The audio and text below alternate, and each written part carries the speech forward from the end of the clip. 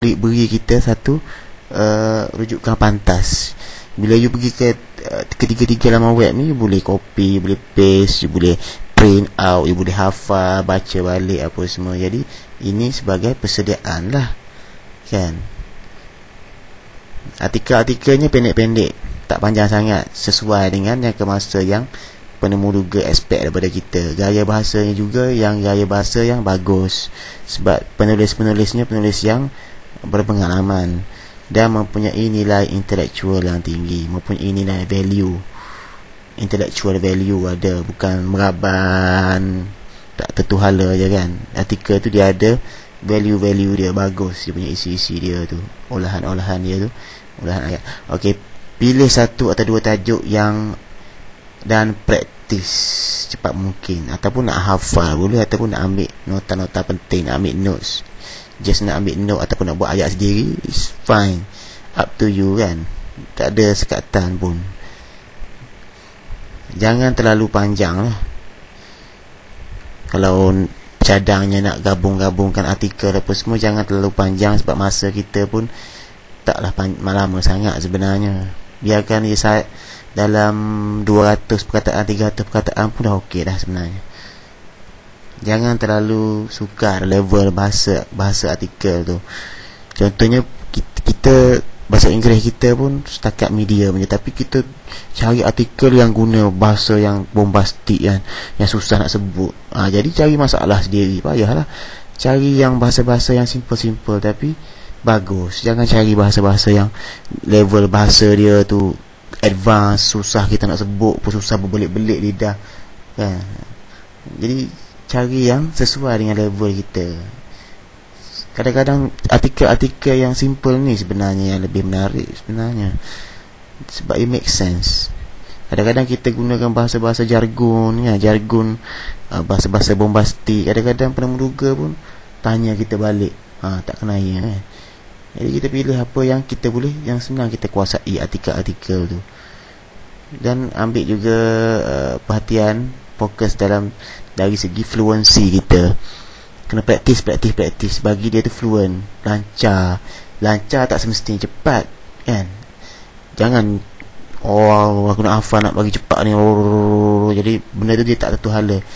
Fluent sebenarnya kadang-kadang tu dia dalam kadar yang sederhana, tak lambat sangat, tak cepat sangat, sedap didengar lah fluence ni kan. Okey, satu lagi, clarity, kejelasan. Kita punya kejelasan, kita nak pronounce certain words tu kena jelas, bukan main duduk lekat dalam mulut, lekat dalam hidung macam tu. Tak. Kita kena jelas satu-satu kan. Contohnya kan, give a speech in English, bukan give a speech in English. Give a speech in, tak jelas. Kita kena jelaskan, praktis untuk kejelasan, clarity tu Kemudian kita akan gabungkan dengan teknik stressing lah, macam yang kita dah belajar sebelum ni lah. Pandai-pandai olah biar ada naik turun, biar menarik gaya persembahan kita tu. Okey, jadi satu lagi lah, enjoy masa membuat speech tu. Jangan terlalu stres. Kadang-kadang kita nak bagi ucapan depan dia ni, kita stres, muka berkerut apa semua, jadi tak fun, nampak tekan je kan. Penemu duga tengok kita pun macam kenapa dia ni kan. Jadi kena fun, kena enjoy masa artikel tu kan. Kalau boleh nak stop, nak pause dulu pun tak apa, tak ada masalah.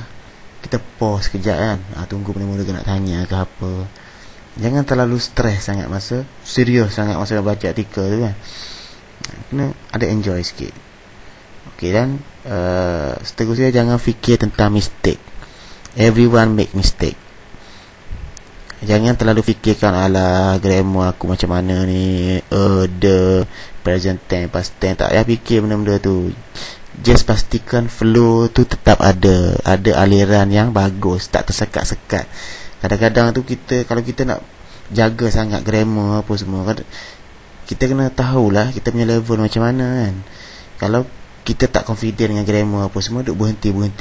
Kadang-kadang penemu duga tu tengok macam tak menarik lah kan. Kejap-kejap berhenti, sorry sir, sorry silap grammar apa semua, present tense, past tense. Tak payah nak fikir benda tu, biar ada flow. Janji ada flow. Kadang-kadang penemu duga pun tak perasan juga. Kalau dia perasan, boleh tegur sikit-sikit macam tu je. Tapi dia tengok, yang penting kita punya inisiatif, kita nak buat tu ada kan. Kita faham konsep untuk menarik perhatian orang ni. Kita punya ucapan kita tu tak nak tersekat-sekat, biar ada flow kan. Tak apa, biar ada mistake ada, memang kita tak nak lari kan. Kita pun bukannya orang kata level tinggi sangat pun dalam bahasa Inggeris pun tak apa, tapi kita pandai nak ulah dia berdasarkan pada keupayaan diri kita. Jadi itu sajalah untuk speechnya, bahagian speech nak buat ucapan. Kalau disuruh kita buat ucapan ke, prepare lah tajuk-tajuk, kalau boleh 1-2 tajuk ke yang sesuai lah, rasa sesuai macam saya cerita tadi lah. Cari di izanartikel.com, goarticles.com ataupun di articlecity.com. Ketiga-tiga ni pun dah cukup dah, tak payah nak cari tempat-tempat lain ya. Ini semua dah optimize. Artikel-artikel kat sini dia dah optimize dah sebenarnya untuk reader, untuk pembaca.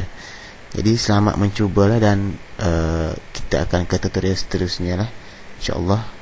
Dalam minggu ni saya akan tambah banyak lagi, InsyaAllah lah. Okey, selamat mencuba dan good luck untuk temu juga.